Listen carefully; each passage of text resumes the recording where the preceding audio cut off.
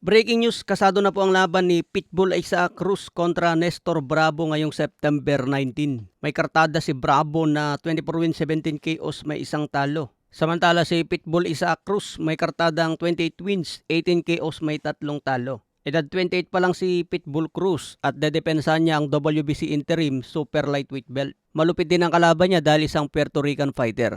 Samantala mamayang tanghali mga boss, abangan natin ang laban ni Alex Ayala.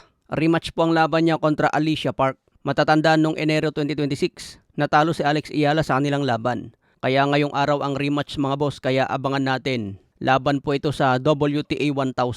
Samantala WBO Lightweight Champion na si Abdullah Mason. Nakuha na nga po ang kanyang original na belt. Si Vasily Lomachenko mismo ang nagdala sa kanya mga boss. Kaya sinasabi nga po na may posibilidad na babalik si Lomachenko laban kay Abdullah Mason. Magandang laban din dito sa lightweight division. Hanggang ngayon wala pang ina-announce na kalaban ni Vasily Lomachenko. Pero kinumpirma nga po ng kanyang kampo na magbabalik pa si Loma.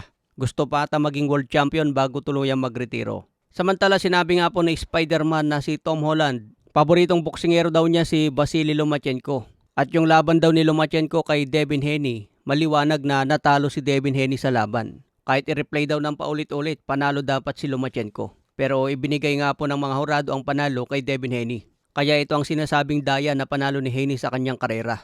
Kaya kahit undefeated ang kartada ngayon ni Devin Haney, maraming fans ang hindi naniniwalang undefeated ito. Dahil natalo na siya kay Ryan Garcia, naging no contest lang. At daya pang panalo niya kay Vasily Lomachenko. Sa ibang banda, BKB World Champion na si Rolando D. Sinabi nga po na dapat maglaban si Dash Pirate de Barbo kontra Eman Bacosa. Dahil magkapantay lang daw ang dalawang mga boss, kumbaga match na match ang kanilang skills.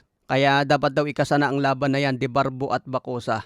Hanggang ngayon hindi pa rin tanggap ni De Barbo ang kanyang pagkatalo kay Nakagawa. Kaya pa daw niyang talunin si Nakagawa sa late round dahil sinusuntok niya ito sa bodega. Pagdating daw sana sa dulo mapapagod na si Nakagawa at tatalunin na niya ito. Sa ibang banda, William Cepeda, target nga po ang undisputed champion sa lightweight division.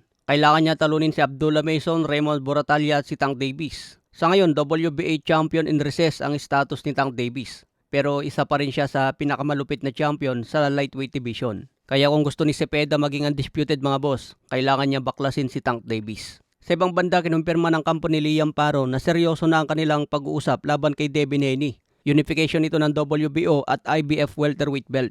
Kung matuloy man ang laban na ito mga boss, big fight na naman para kay Devin Haney. Kung manalo si Devin Haney kontra Liam Paro at maging unified champion, lumiliit na ang opsyon ni Manny Pacquiao mga boss. Mukhang kailangan baklasin ni Manny Pacquiao si Devin Haney para maging world champion ulit sa welterweight.